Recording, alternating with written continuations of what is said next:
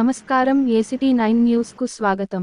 పెద్దపల్లి జిల్లా మందని పట్టణ కేంద్రంలోని ఓ అపార్ట్మెంట్లో విద్యుత్ ఘాతం కారణంగా మంటలు చెలరేగి ఆస్తి నష్టం సంభవించింది.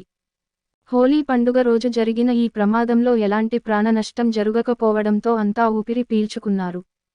స్థానిక సమాచారం మేరకు అపార్ట్మెంట్లోని 3వ అంతస్తులో విద్యుత్ ఘాతంతో పెద్ద శబ్దం రావడంతో పక్క గదిలోని ఒక మహిళ బయటకు వచ్చి ఇతరులకు సమాచారం అందించింది.